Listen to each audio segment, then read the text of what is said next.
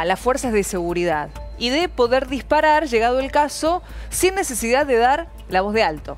Sí, a partir del caso de Luis Chocobar, el policía que hace casi un año justamente mató al ladrón que le había robado la cámara y que había acuchillado junto con otro cómplice a un turista norteamericano. Luego de eso se empezó a pergeñar esto que hoy se conoce como la doctrina Chocobar y que Patricia Bullrich, la ministra de Seguridad Nacional, puso mucho énfasis desde ese primer momento en esa cuestión de que no debía reprochársele a un agente de seguridad, sea de la policía federal o bonaerense o de alguna de las provincias o de alguna de las fuerzas de seguridad, no debía reprochársele el uso de su arma para poner fin o freno a un delito muy grave cuando se ponía en peligro la vida de alguien. Eso es lo que ayer terminó cristalizándose en esta resolución de la que seguramente nos va a hablar ahora el señor Milman, ¿no? Así es, Gerardo Milman, que ya está con nuestra compañera Carla Ricciotti en el móvil. Le agradecemos mucho su tiempo. Gerardo, ¿cómo le va? Viviana y Fernando aquí lo estamos escuchando atentamente. Carla.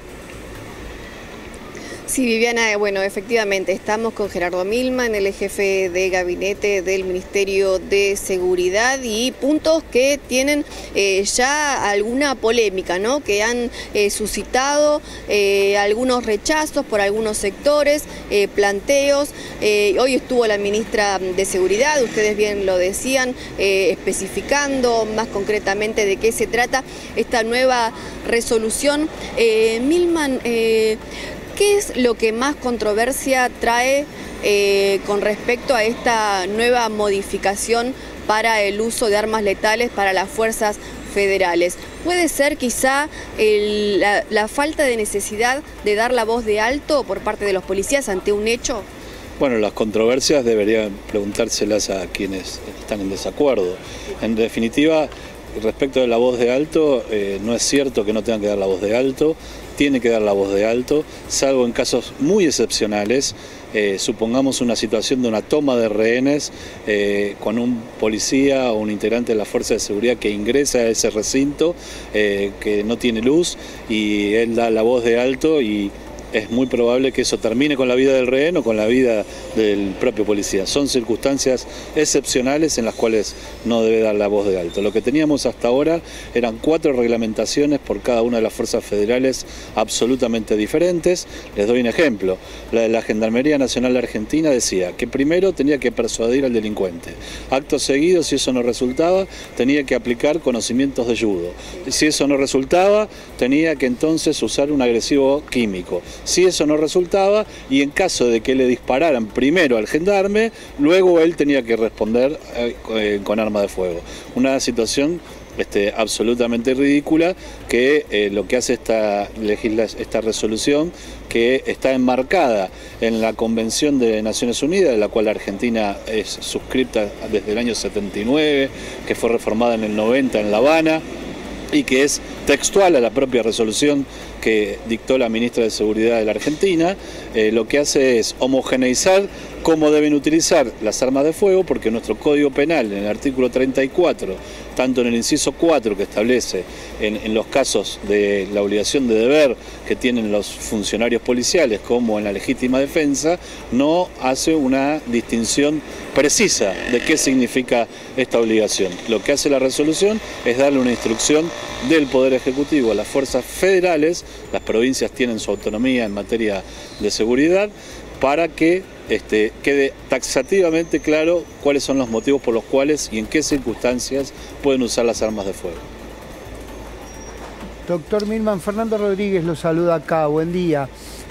La ministra Bullrich hizo mucho énfasis en la cuestión de que los policías hasta ahora no podían disparar y a partir de esta resolución van a poder hacerlo con tranquilidad. Sin embargo, las crónicas policiales nos muestran semana a semana que los policías, tanto en su horario de servicio como fuera del horario de servicio, tienen enfrentamientos en situaciones que podrían ser delictivas y en muchos casos incluso terminan matando a alguna persona. Solo policías federales hasta agosto tengo entendido que mataron a 14 personas en enfrentamiento y un cuarto de esos casos no fueron con el arma reglamentaria. ¿En qué casos van a poder actuar, en cuáles no? ¿Y quién va a determinar que lo que el policía dice que pasó es efectivamente lo que pasó? ¿O simplemente van a estar cubiertos por esta resolución? Para empezar, desde que nosotros asumimos la gestión de la seguridad en el Ministerio de Seguridad de la Nación, en el 2015 a la fecha, los homicidios producidos por integrantes de las 4 fuerzas federales en la Argentina se han reducido a la mitad. Esto es una realidad a pesar del discurso o a pesar de las situaciones. Por supuesto hay casos, pero se han reducido a la mitad. De la misma manera, aunque no es tan popular y no es tan hablado, son la mitad de los policías que han sido asesinados por solo ser policías, porque a veces cuando llegan a sus casas los roban y al identificarlos como policía el delincuente se ensaña con la persona y los cometen. También se han reducido a la mitad en estos 3 años los asesinatos de policías en situación de servicio. La verdad es que los policías tienen una condición policial que es inherente a las 24 horas, siguen siendo policías, estén de uniforme o no, esa es la norma que hoy rige en la Argentina. Y la diferencia con lo que había antes, primero insisto, que antes teníamos en 4 fuerzas federales 4 situaciones distintas. Y resulta, por ejemplo, que antes un delincuente cometer un homicidio, darse vuelta de espaldas al oficial, correr, y si corría más rápido que el oficial no podía hacer absolutamente nada. Bueno, ahora, ante la inminencia de un delito o ante la concreción de un delito, el oficial de policía o de cualquiera de las 4 fuerzas federales va a poder actuar.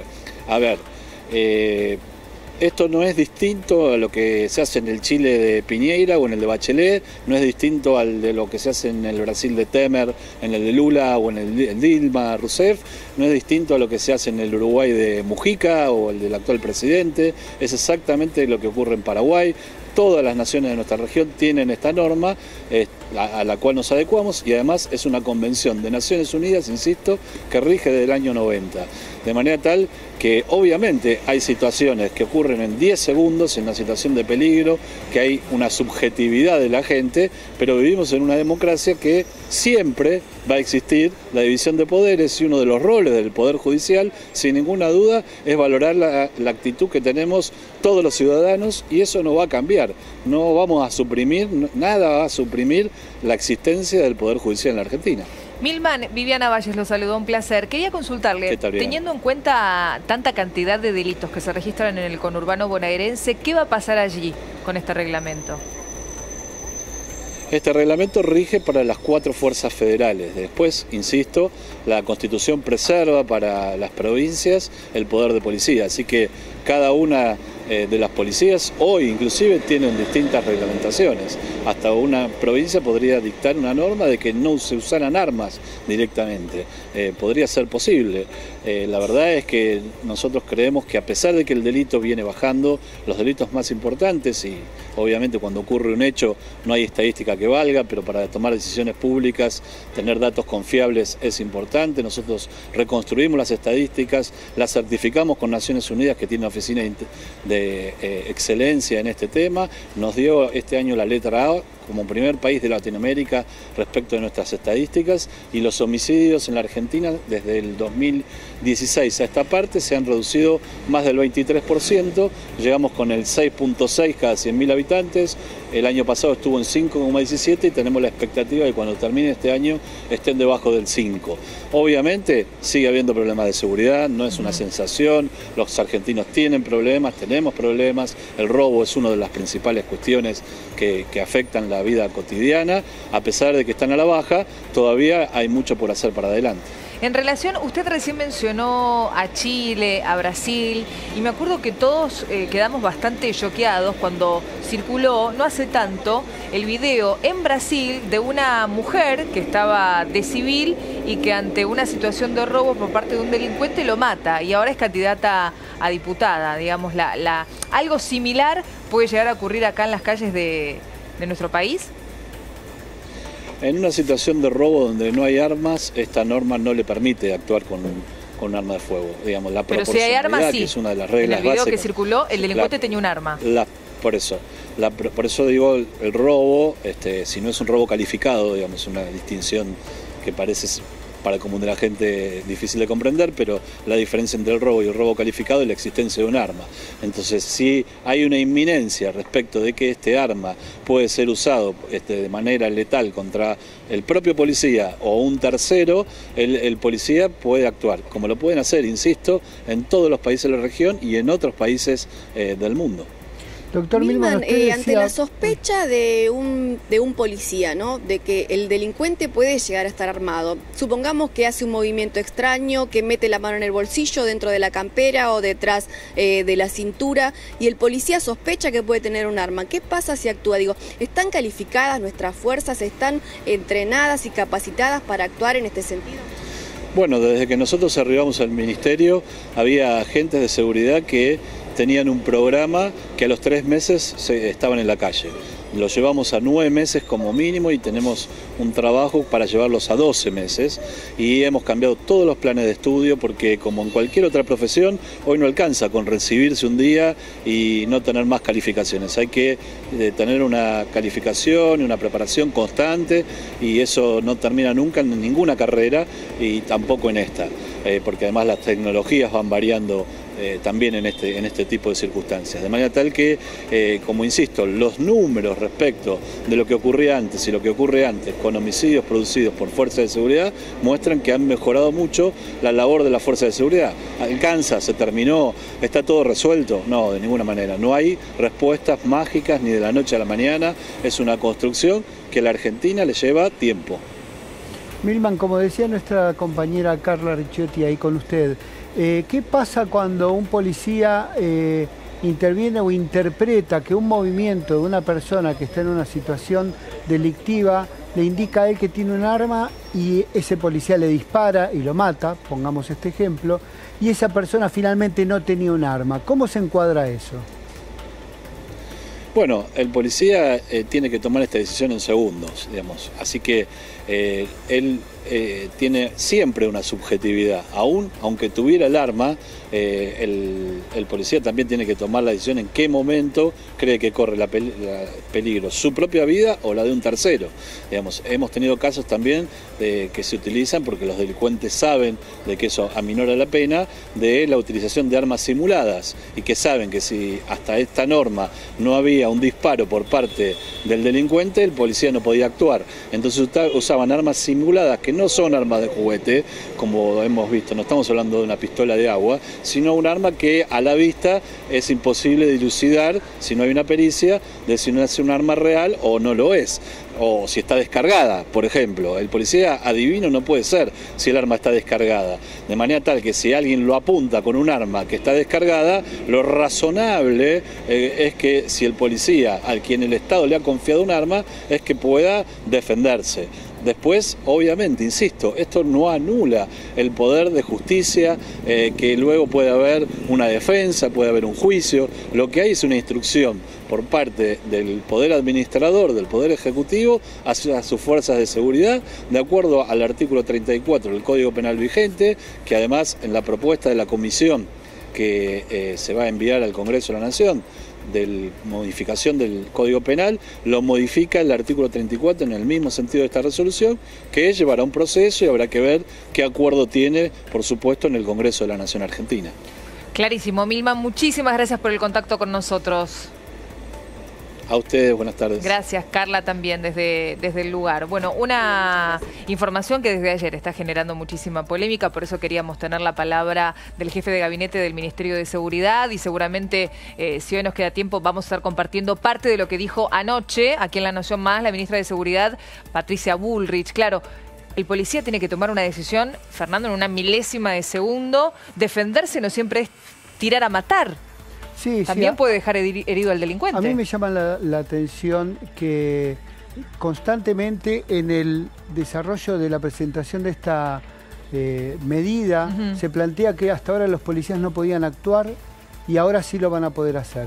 Hace 2 semanas en Tucumán un policía detuvo a una persona que llevaba una moto el señor era el propietario de la moto, pero alguien en la calle dijo se está robando la moto porque le sonaba la alarma, tenía un inconveniente. Y esa persona además, por motivos particulares, estaba armada. Un policía federal en la vereda lo tomó, le pidió los papeles, la persona que llevaba la moto le dijo déjame levantarme la remera porque yo tengo un arma, y ahí automáticamente le disparó en la cara. Esa causa está en proceso. Y bueno, habría que ver. Arma? Tenía un arma porque aparentemente ya lo habían asaltado y él estaba llevando a alguien, y él entendemos que no tenía un permiso de portación, pero de todos modos no estaba robando. Ahora el policía interpretó, como decís, en esa décima de segundo y de una persona armada. Él disparó, por las dudas. Lo preocupante es esto, que ahora aparentemente con este reglamento la policía puede disparar primero y preguntar después. Y lo otro es que el Estado abandonó la prerrogativa de la progresividad del uso de la fuerza. Digamos, está mal que uno le interpele a un delincuente y le diga baja el arma antes de dispararle, por ejemplo. No, no estaría mal. O que teniendo la posibilidad pueda utilizar otro medio. En algún momento se debatió mucho acá si usaron o no las pistolas taser, las pistolas que hacen una descarga eléctrica y que inmovilizan a una persona durante un par de minutos pero no la matan, en general como una alternativa al uso del arma de fuego. ¿Qué alcance que es tiene letal. una taser? En 10 metros uno puede tener ese tipo de intervención. Acá lamentablemente ese debate naufragó, pero bueno, ese era uno de los pasos más de la progresividad antes del uso del arma letal, que es el arma de fuego. Acá abandonamos eso. Decía Milman, la policía ya no va a tener que esperar a que le tiren, va a poder disparar primero. Claro, como que lo que dice mucha gente, por lo que yo estoy escuchando, es dejó de haber un gris. Estábamos en un negro y ahora pasamos a un blanco y dejó de haber un gris. Porque yo también me preguntaba, no nos quedó tiempo porque lo tuvimos muchísimo incluso esperando a Milman, pero también me hubiera gustado preguntarle qué pasa, por ejemplo, si un efectivo policial se encuentra en una situación en donde un delincuente está armado apuntando a una persona que tiene portación de arma y que se está defendiendo. ¿A quién le tira primero el policía? ¿Cómo interpreta la situación? ¿Cómo interpreta esa situación? ¿Le van a dar tecnología para que filme todo el tiempo lo que está pasando, como pasa así en Estados Unidos? Claro, en Estados Unidos todos filman las intervenciones cuando están en servicio, pero vos fíjate que, por ejemplo, analizamos el caso Chocobar, y Chocobar no estaba en servicio, estaba yendo a tomarse el colectivo para tomar el servicio. En muchos casos intervienen con su propia arma y no con el arma reglamentaria, o a veces, estando franco de servicio, con el arma reglamentaria porque la tienen todo el tiempo. Bueno, muchas cosas que por ahí se podrían haber revisado antes de poner en práctica esta resolución. Vamos a escuchar en relación a esto que estamos hablando con Fernando, lo que dijo anoche, muy valiosa la declaración más en este momento de la ministra de Seguridad, Patricia Bullrich. Y fíjate, Fer, que ella hace referencia a la época de la dictadura militar. Ella dijo, desde la época de la dictadura hasta acá, la policía progresivamente fue perdiendo tanto poder y tanta capacidad de poder tomar una determinación que ya se transformó en una policía de brazos caídos. Vamos a escuchar lo que decía anoche Bullrich. Es esa policía la que sabe si ese delincuente está poniendo en peligro a una persona que está en un lugar que uno no lo ve, que puede pisar a alguien, que puede sacar el arma y tirarle a otra persona. Es decir, es importante entender esa situación y es importante poder entender que